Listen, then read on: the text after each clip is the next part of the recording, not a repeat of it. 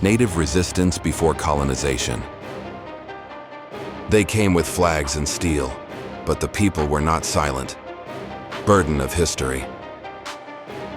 They teach us that Native Americans were passive, that colonizers arrived, claimed the land, and that was that.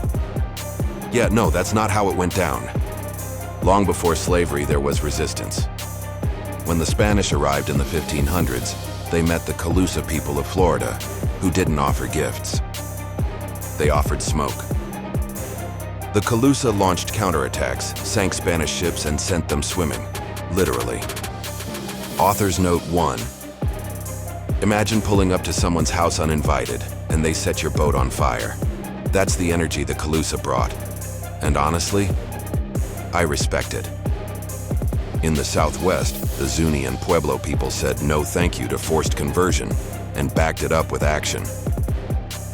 In the Caribbean, the Taino resisted Columbus and his men from the moment they stepped off the boat. Let's just say they were not greeted with fruit baskets. These weren't isolated events. They were part of a larger truth. Native nations resisted, boldly. In the Great Lakes region, the Huron and Iroquois built alliances strong enough to intimidate European empires. In the Northeast, the Wampanoag tried diplomacy. And when that failed, well, let's just say they weren't afraid to get loud. Even in California, the Chumash organized revolts against Spanish missions before the US was even a thought. Author's Note 2. If you're picturing indigenous people just quietly fading into the background, you've been lied to.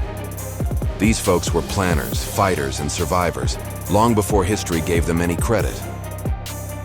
But of course, you probably didn't hear any of this in school, because it ruins the whole peaceful pilgrims narrative.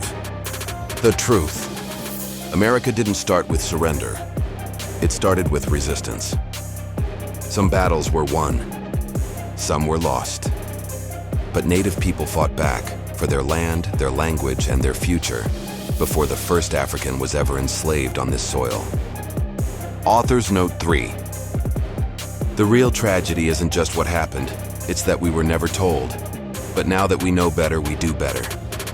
This is Burden of History, and this is the resistance they tried to erase.